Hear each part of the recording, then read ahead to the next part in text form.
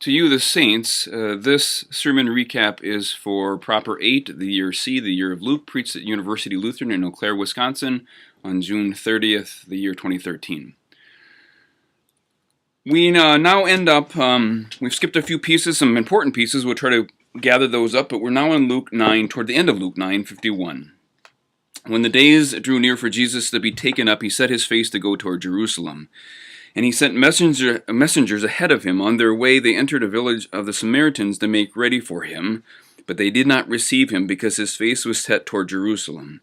When his disciples James and John saw it, they said, "Lord, do you want us to call down and to command fire to come down from heaven and to consume them?" But Jesus turned and rebuked them.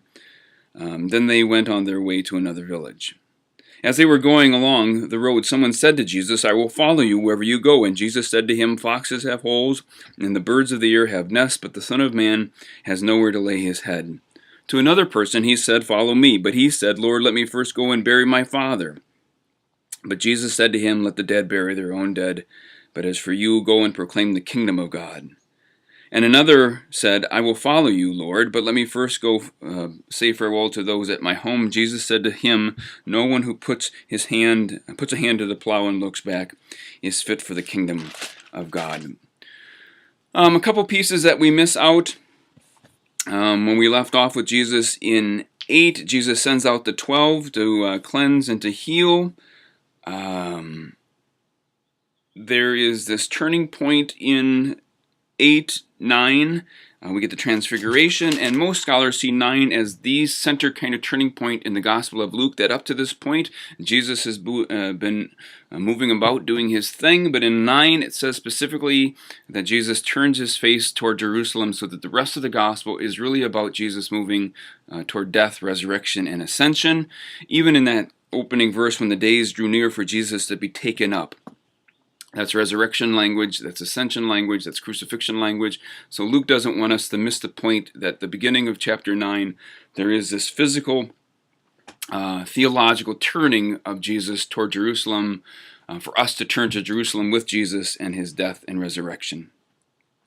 There's lots going on here. There's all sorts of kind of Elijah pieces, Elijah references, even in Elisha being called by Elijah, and Elisha wanting to go and bid his parents goodbye. We get a little piece of that in the end of chapter 9. But it's so important by where we've been. When we left off Jesus last week in Luke chapter 8, he had just been in the land of the Gerasenes, in Gentile land, cleansing the man, healing the man, saving the man. Again, check out last week's sermon recap, that Jesus not only heals the man possessed by this legion of demons, that he saves him. That Luke uses the word save, which we typically translate heal, and that's okay, but it's more than simply a healing. We're pretty comfortable with healing. If I break my arm, I go get a cast, folks pray for me, and we expect the bone to heal. We're not so comfortable with the whole idea that Jesus, or that this healing is a saving. Jesus, right after that, he sends out the 12 and gives them power and says, "Go and proclaim the kingdom of God and to heal." Luke again winks at us, and that is that he gives them the power to save. Now, Jesus turns toward Jerusalem, and Josephus, the Jewish Roman historian, tells us that many times Jews would go way out of their way to avoid Samaritan lands, not so much for Jesus and his disciples, but by the fact that Jesus has turned his face toward Jerusalem. The Samaritans, who have their holy mountain, their temple on Mount Gerizim, they reject Jesus. And so these disciples, fresh off this power and fresh off this healing and fresh off this authority, they wish to call down fire from heaven, but Jesus rebukes them. Jesus rebukes the winds and calms the seas. Jesus rebukes the demons. But now Jesus rebukes his disciples. It doesn't make most translations. It's not in all the manuscripts, but I added the one line that comes in some manuscripts. But Jesus turned and rebuked them and said, "You do not know what spirit you are of, for the Son of Man has not come to destroy the lives of human beings," but you can guess it. But Jesus says the Son of Man has come to save.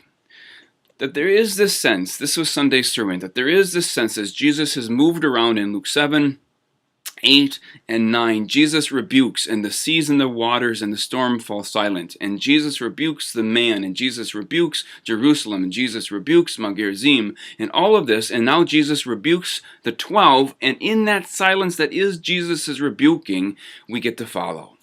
That Jesus, in the midst of all the noise of my life, I was in Chicago last week, and the noise of that city, and the honking and the sirens, that Jesus rebukes us.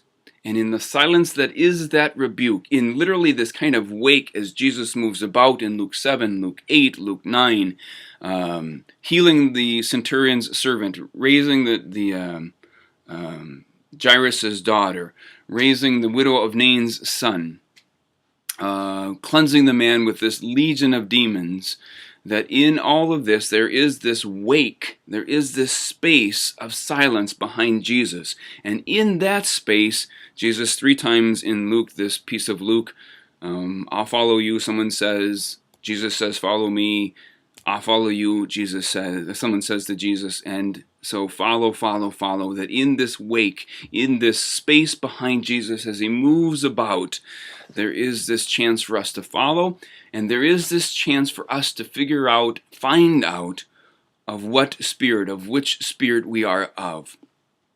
That we are not, it seems, in Jesus' rebuke of James and John and the disciples, we are not of the spirit of judgment.